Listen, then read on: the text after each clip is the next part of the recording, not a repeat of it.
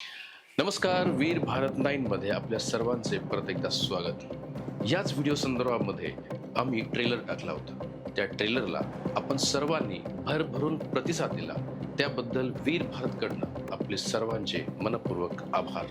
राष्ट्रीय श्रीराम संघाचे अध्यक्ष तसेच शिवसेना शिंदे गट यांचे पदाधिकारी सागर भैया बेग व त्यांचे बंधू नगरसेवक आकाश बेग यांना काही दिवसापूर्वी पाकिस्तानमधून गँगस्टरने जीवे मारण्याची धमकी दिली.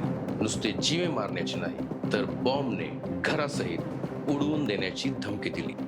21 मे 2026 रोजी सोशल मीडिया प्लॅटफॉर्म इंस्टाग्रामवर एक व्हिडिओ येऊन धडकतो, ज्यामध्ये पाकिस्तानमध्ये बसलेला राणा हुनैन नावाचा व्यक्ती त्याच्या इंस्टाग्राम अकाउंटवरनं सागर भैया बेग यांना जीवे मारण्याच्या धमकीचा व्हिडिओ पोस्ट करतो.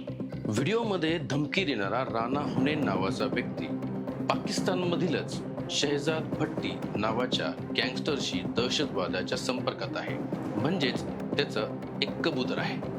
शहजाद भट्टी हा नुसता कुठला गँगस्टर नसून हा पूर्ण दहशतवादी कारवाया करणारा मास्टर माइंड आहे. या शहजाद भट्टीचं नेटवर्क पाकिस्तान बरोबरच कॅनडा, दुबई, अमेरिका आणि भारतामध्ये पण पसरलेला आहे. दहशतवादी कारवायांमध्ये एकदम रुजलेला हा शहजाद भट्टी भारतीय तपास यंत्रणांच्या रडारवर केव्हाच आलेला आहे.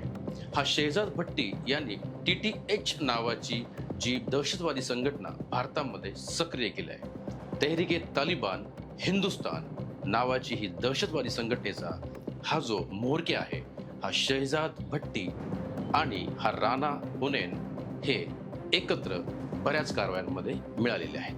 पहिल्या व्हिडिओनंतर इंस्टाग्रामवर दुसरा व्हिडिओ धडकला. या धमकीच्या दुसऱ्या व्हिडिओमध्ये फक्त धमकी नव्हती तर काहीतरी धक्कादायक होतं. म्हणजेच सागर भैया बेग यांच्या राहत्या इमारतीचे फोटो, परिसराचा व्हिडिओ, फोटो हे सर्व दुसऱ्या व्हिडिओमध्ये दाखवलं गेलं होतं. आणि ह्याच व्हिडिओमुळं तपास यंत्रणा, पोलीस, क्राईम ब्रांच आणि ATS यांच्या माना या व्हिडिओकडे वळल्या गेल्या. अबे क्या रे सागर टट्टू और तेरे जितने भी सारे ठोकू हैं, उन बैंड के लैनों को मैं एक बात बता दूं कि तुम्हारे ये घरों की लोकेशन मैं लगा रहा हूँ, वीडियो लगा रहा हूँ, तो इससे अंदाजा कर लो कि राणा की 24 घंटे सिर्फ तुम लोगों में निगाह है. तुम्हें डर का अंदाजा होगा और अनकरीब होगा. अभी तो सागर बेग तूने इतनी लाशें उठानी है कि तुझे मैं हर दफा में सरप्राइज करूंगा. और ये बात ध्यान में रखना, ये MLA शेमले ये वो ये सब तेरे से पीछे हट जाएंगे, क्योंकि इस मर्तबा तेरे सामने जो खड़ा है ना वो राणा है. और राणा तेरे पूरे घर परिवार, खानदान, बच्चे, बूढ़े, औरतें सब मारेगा. और ये मेरा वादा है. अभी तो तूने डर को चेक कर कि डर क्या होता है, ये तुझे पता चलेगा. अभी आहिस्ता आहिस्ता तू डरेगा, सहमेगा, जगह जगह निकलता है तो देखभाल के निकला कर.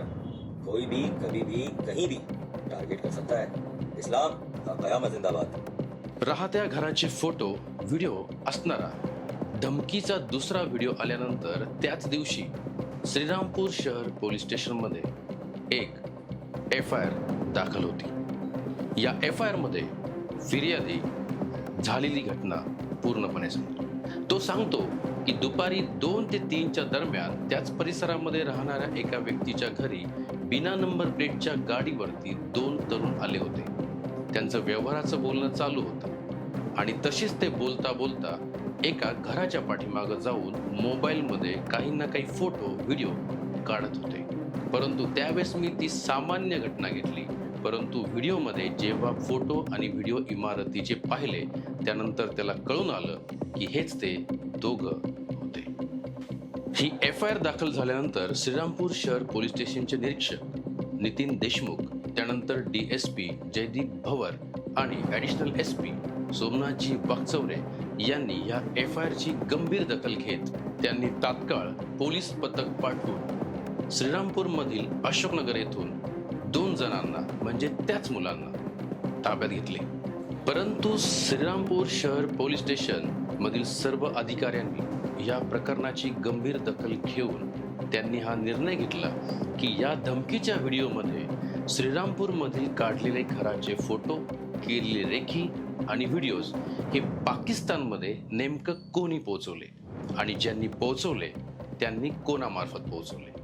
हा संपूर्ण घटनाक्रम हा देशविरोधी कारवायांशी निगडीत असल्याची शंका नाकारता येत नाही। याच अनुषंगाने श्रीरामपूर शहर पोलीस स्टेशनने हा सर्व घटनाक्रम ATS कडे मांडला आणि यानंतर श्रीरामपूरमध्ये झाली ATS ची एंट्री। अटक केलेले आरोपी आणि त्यांच्याकडनं मिळालेली संवेदनशील माहिती यांच्या आधारे श्रीरामपूर शहर पोलीस स्टेशनच्या सर्व तपासी अधिकाऱ्यांना हे कळून चुकले की ही घटना सामान्य नाही। श्रीरामपूर शहरामध्ये सागर भैया बेग यांच्या घराची केलेली रेखी आणि पाठवलेले व्हिडिओज फोटो हे पाकिस्तानमध्ये कसे गेले, कोणी पाठवले, कोणाच्या माध्यमातून गेले आणि हे व्हिडिओ कसे प्रदर्शित झाले, ही देशविरोधी घटना असल्याचा संशय नाकारता येत नाही। आणि श्रीरामपूरमध्ये शहरामध्ये तालुक्यामध्ये पाकिस्तान प्रेमी काही कबूतर तर नाही ना, या शंकेने श्रीरामपूर शहर पोलीस स्टेशनला स्वस्थ बसून दिलं नाही आणि श्रीरामपूर शहर पोलीस स्टेशनने हा सर्व तपास ATS कडे वळवला। 3 जून 2026 रोजी पुणे, नाशिक आणि मुंबई ATS ची संयुक्त टीम या तपासकामी श्रीरामपूरमध्ये धडकली। ATS ची टीम श्रीरामपूरमध्ये आली सकाळी 8 वाजता। 8 वाजता आलेल्या ह्या टीमनी सगळ्यात पहिले श्रीरामपूर शहरामधील मुस्लिम बहुल एरिया वॉर्ड नंबर 2 आणि अशोकनगर येथून 4 ते 5 मुस्लिम तरुणांना ताब्यात घेऊन चौकशीला सुरुवात केली। सकाळी 8 वाजल्यापासून तर रात्री उशिरापर्यंत ATS चे संपूर्ण पथक श्रीरामपूर शहरामध्ये होते। अतिशय गोपनीय पद्धतीने झालेली ही संपूर्ण चौकशी करून त्यांचे मोबाईल, त्यांची माहिती इत्यादी सर्व गोष्टी ह्या हस्तगत करून ATS चे पथक श्रीरामपूर शहरामधून रात्री उशिरा रवाना झाले। त्यानंतर या 4 ते 5 मुलांनी श्रीरामपूर शहरातील काँग्रेसच्या एक उच्च नेत्यासोबत फोनवर या सर्व घटनाक्रमासंदर्भात चर्चा केल्याचं ऐकण्यात आहे। हा फोन एका नगरसेवकाच्या फोनवरून समोरच्याला झाला होता आणि हा संपूर्ण घटनाक्रम त्या काँग्रेसच्या उच्च नेत्याला सांगण्यात आला। त्याच्याकडनं या सर्व घटनेसाठी, या सर्व विषयासाठी मदत मागितल्याचं ऐकण्यात आहे। 2 व्हिडिओ धमकीचे आले आणि पूर्ण तपास यंत्रणा कामाला लागली। सर्व हिंदुत्ववादी संघटना आणि हिंदुत्ववादी कार्यकर्ते यांना पडलेला हा एक फार मोठा प्रश्न होता, परंतु याचं एक उत्तर या सर्व व्हिडिओमधून आपल्याला दिसून येतं। ते म्हणजे बंटी जहागीरदार याची झालेली हत्या। 31 डिसेंबर 2025 रोजी जंगली महाराज रोड पुणे येथील बॉम्बस्फोटातील आरोपी बंटी जहागीरदार याची श्रीरामपूरमध्ये भर दिवसा 2 तरुणांनी गोळ्या घालून हत्या केली होती। या हत्येनंतर दाखल झालेल्या FIR मध्ये सागर बेग यांच्या सांगण्यावरून ही हत्या झाल्याचा आरोप करण्यात आला होता। या पूर्ण हत्येपाठीमाग सागर बेग यांचं षडयंत्र आहे असं FIR मध्ये सांगण्यात आलं होतं। त्याचनंतर बंटी जहागीरदार याच्या अंत्यविधीला जमणारा हा पूर्ण समुदाय, पूर्ण जमणारी गर्दी हे पाहता याकडे सुद्धा तपास यंत्रणेच्या माना वळाल्या होत्या। दहशतवादी बंटी जहागीरदार याच्या हत्येमाग सागर भैया बेग यांचा हात असल्याचा खळबळजनक आरोप त्या FIR मध्ये करण्यात आला होता, परंतु पोलिसांना तसे सबळ पुरावे उपलब्ध न झाल्याचे समजते। परंतु काही दिवसानंतर सागर बेग यांनी नाशिकमध्ये एका धर्मसभेमध्ये असं स्टेटमेंट केलं की त्या स्टेटमेंटमुळं हे सर्व प्रकरण 360 डिग्री फिरून परत त्याच ठिकाणी आलं। आता काही दिवसापूर्वी आमच्या श्रीरामपूरमध्ये मागच्या 1 महिन्यापूर्वी एक लांडा ठोकला, अतिरेकी होता, त्याच्या आरोप मध्ये 4 पोरं आमच्या मध्ये आहे। मागील काही वर्षापासून सागर भैया बेग यांनी श्रीरामपूर शहर तालुका नाही तर जिल्ह्यासहित आसपासच्या जिल्ह्यांमध्ये सुद्धा हिंदुत्ववादी विचारांनी हिंदुत्ववादी लोक एकत्र आणलेले आहेत अनेक संघटना तरुण आज त्यांच्या हिंदुत्ववादी विचारांना मान्यता देत आहे, त्यांच्या पाठीमागं उभे असल्याचे दिसत आहे। या चौकशी कामी आलेल्या एटीएसच्या पथकाला श्रीरामपूर शहर पोलिसांनी एक गोपनीय अहवाल दिल्याचे खात्रीलायक वृत्त आहे। या गोपनीय अहवालामध्ये सागर बेग यांच्या जीवाला धोका असल्याचं निष्पन्न करण्यात आलं आहे। त्यांचं हिंदुत्ववादी कार्य, त्यांच्या सभा, संघटन यामुळं ते अनेक विरोधकांच्या रडारवर असल्याचे अहवालामध्ये नमूद करण्यात आलं आहे। देश व विदेशी ताकदी सुद्धा या पाठीमागं असू शकतात असं अहवालामध्ये नमूद केल्याचं समजते। पाकिस्तान हा भारताचा शत्रू राष्ट्र आहे आणि तिथून आलेली धमकी ही सुद्धा भारतासाठी शत्रूसारखीच काम करणारी आहे।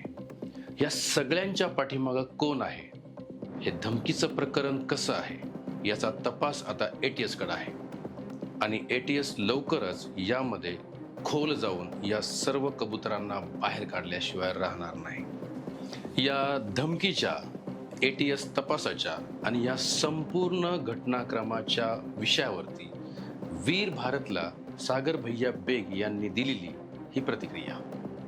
सागर भैया, जय श्रीराम। जय श्रीराम। या सर्व प्रकरणावरती जे काही धमकी आली, त्यानंतर आपल्या घराची, परिसराची रेकी झाली, या सर्व विषयावरती आपली पहिली प्रतिक्रिया। काय झालं, पाकिस्तानचे लोक आपल्याला धमकी देत आहे हे साहजिक आहे। आपण जे काम करतो ते धमक्या येणार, पण महत्त्वाचा मुद्दा असा आहे याच्यात का पाकिस्तानच्या अतिरेकींच्या टचमध्ये आपल्या श्रीरामपूरचे अनेक लोक आहे। तर एजन्सी कुठंतरी इथं कमी पडली। जेव्हा त्यांनी व्हिडिओ बनवला, आपण ती माहिती घेतली आणि आपण माहिती घेऊन ती पोलिसांना दिली का असं असं सगळं झालेलं आहे। बरोबर, ती एजन्सी कुठंतरी कमी पडते याच्यात। जे लोक इथले जे काम करत आहे आणि अल्पवयीन मुलांच्या हाताने ते सगळं करून घेत आहे। ज्या मुलांनी व्हिडिओ तो काढला घराचा, ते अल्पवयीन आहे दोघं पण। पण पोलिसांनी पण तो सिम ज्यांच्या नावावर आहे, त्यांना ज्यांनी सिम पुरवला, ज्यांनी मोबाईल पुरवला, त्या मेन माणसावर कारवाई करायला पाहिजे होती। बरोबर, आत्ताही 4-5 लोक काही उचलले आणि ते सोडून दिले चौकशी करून। ठीक आहे, तो एजन्सीचा भाग आहे, पण आपली ही शांतता कधीपर्यंत आहे, जोपर्यंत एजन्सी कारवाई करत नाही, पोलीस कारवाई करत नाही। नक्कीच जर ह्यांनी कारवाई नाही केली तर मी माझी कारवाई दाखवणार नाही ना। नक्कीच। तो पाकिस्तानचा शक्य नाही मला भेटणं, शक्य नाही म्हणण्यापेक्षा तो लांब आहे। बरोबर, तिथं जाणं तेही सरकारने जर नियोजन केलं पाठवायचं तर माझ्याकडे माणसं आहे ना तिथं जायला पण। नक्कीच। आणि इथले जे आरामखोर आहेत यांना लवकरच उत्तर देतो मी। या बंटी जागीरदारला या प्रत्येक व्हिडिओमध्ये जाणीवपूर्वक दाखवलं गेलं आहे आणि दुसऱ्या व्हिडिओमध्ये आपल्या घराचे फोटो सुद्धा दाखवले गेले आहे। एकंदरीत हा व्हिडिओ, ही धमकी आणि बंटी जागीरदार हत्या प्रकरण याला आपण कसं बघता? नाही, बंटी जागीरदारची हत्या झाली, तो अतिरेकी होता हे सिद्ध पाकिस्तानच्या लोकांनी केलं ना।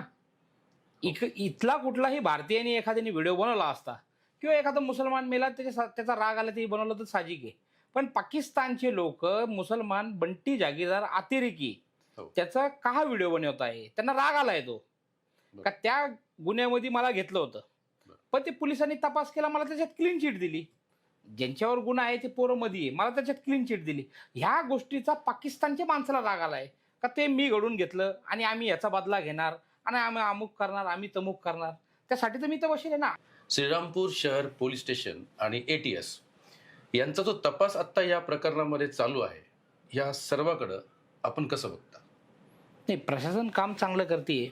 जसं श्रीरामपूर पोलीस स्टेशनला इथं एक राहणारा मुलगा आहे ज्याने फिर्याद दिली, त्या फिर्यादीने ते बघितलं होतं फोटो काढताना, त्याचा सुद्धा इथं घर आहे। आणि दुसऱ्या दिवशी त्याच्यात व्हिडिओमध्ये असं आलं का ते घर आम्ही बॉम्ब निवडून टाकू, आणि ही सोसायटी आहे, अनेक वेगळे वेगळे पण लोक राहतात, तोही इथं राहतो। त्यांनी ते पाहिलं आणि तिने ती तक्रार केली। ती तक्रार केल्यानंतर पोलिसांनी त्यांचं काम केलं आणि त्या लोकांना उचललं। पण जे ॲप ते पाकिस्तानी लोक वापरताय ते आपल्या पोलीस स्टेशनमध्ये ते सगळे सुविधा नसतील का, ते एवढं लवकर ते ट्रेस करायला पाहिजे, ते परत मोबाईलमधला डाटा रिकवर करता येईल, असं सगळं ते त्याच्यावर वेळ खूप गेला। जेव्हा ती तक्रार दाखल झाली तेव्हाच त्या लोकांना उचललं असतं तर ही थोडं लवकर सगळं भेटलं असतं। त्यांना 2-3 दिवसाचा वेळ भेटला।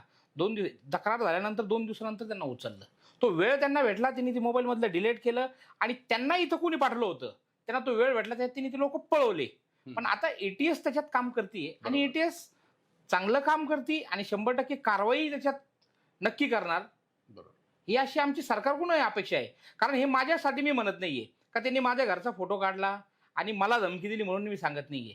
अतिरेकी लोक आहेत, कुठेही भारतामध्ये महाराष्ट्रामध्ये कुठेही बम ब्लास्ट करू शकतात. आता 6-7 लोक आपल्या इथं श्रीरामपूरला भेटले. असे महाराष्ट्रामध्ये त्यांच्या संपर्कात किती लोक आहे बरोबर. हे एजन्सीने तपासलं पाहिजे. का हे फक्त काय माझ्यापुरतं आहे म्हणून मी नाही सांगत. असे उलटे वालट्यांची मी धमकी तर कुठं मनावरही घेत नाही. तो पाकिस्तानचा त्याला सोशल मीडियावर फेमस व्हायचे. बरोबर. तो काही इथं असतं तर त्याला मी काय दाखवून दिलं असतं. ज्यावेळेस तुम्ही हिंदुत्व या विचाराने काम करताय, एवढं प्रबळ काम करताय, प्रखर काम करताय, आपलं काम बघून आपल्याला जीवाला येणाऱ्या काळामध्ये धोका अजून जास्त वाढू शकतो. काय झालंय, जसं हलाल सर्टिफायबद्दल याच्या पहिले कोणी बोलत नव्हतं. आपण उघडपणे हलाल सर्टिफायची वार्षिक इन्कम 8.5 लाख कोटी इतकी आपण सगळीकडे भाषणात सांगतोय. बरोबर. का तो हलाल सर्टिफाय जिथं जिथं ज्या ज्या प्रोडक्टवर असतील तर हिंदूंनी ते घेण्यासाठी टाळायला पाहिजे.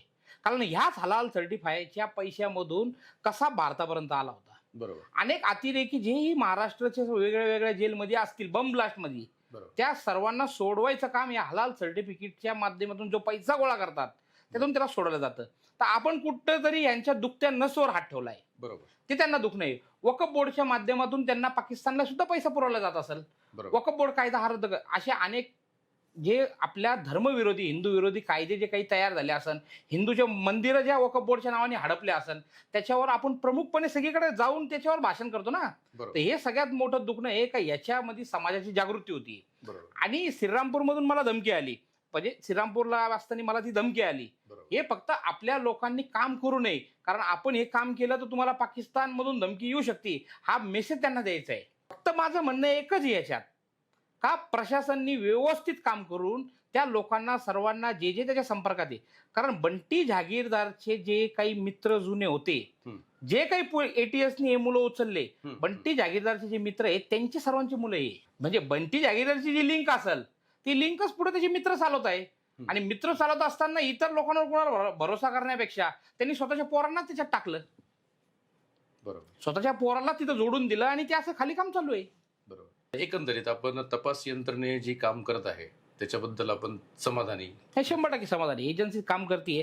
फक्त माझं म्हणणं असं आहे, ह्याच्यामध्ये जे लोक आहे त्यांना प्रशासनाने त्यांच्यावर कारवाई केली नाही तर मी त्यांच्यावर कारवाई करायला सक्षम आहे. या पूर्ण घटनाक्रमाच्या पाठीमागं जे काही लोक आहेत किंवा असतील यांच्यासाठी आपला काय संदेश किंवा काय इशारा आहे? मी जास्त बोलून दाखवत नाही जसं मला काय करायचंय. मी सांगितलं जसं प्रशासनाने कारवाई केली नाही, मला सगळं माहिती आहे. ज्यांचे त्यांचे फोन होतात सगळे होतात, इंटरनॅशनल रिचार्ज कोणत्या कोणत्या मोबाईलवर झाले ही सगळी माहिती माझ्याकडे आहे. बरोबर. पण मीही वाट पाहतोय प्रशासन कुठपर्यंत कारवाई करते. जेव्हा प्रशासन थकल तिथून पुढे माझं काम चालू आहे. भारतच्या पूर्ण टीमकडनं सागर भैया आपलं धन्यवाद. जय श्रीराम. जय श्रीराम. या संपूर्ण घटनाक्रमावर पोलीस तसेच ATS व सर्व तपास यंत्रणा या खोल चौकशी करून याच्यातले कबूतर बाहेर काढतीलच. या पाठीमागं आपल्याला असणारे कोण कोण हस्तक आहे, नेमके श्रीरामपूर शहर तालुक्यामध्ये पाकिस्तान प्रेमी अजून किती जण आहेत हे या तपासातून येणाऱ्या काळामध्ये नक्कीच निष्पन्न होईल. पाकिस्तानमध्ये बसून भारतामध्ये कारवाया करणाऱ्या त्या सर्व कबुतरांना मी वीर भारतच्या माध्यमातून सांगतो, तुम्ही कितीही षडयंत्र रचले तर भारत कधीच संपणार नाही. तो नेहमी उभारूनच वर येईल, कारण ये नया भारत है. पुन्हा एकदा सर्व प्रेक्षकांचे, सर्व चाहत्यांचे खूप खूप धन्यवाद. एक भारत श्रेष्ठ भारत, वीर भारत, राष्ट्रहित सर्वोपरी. जय हिंद.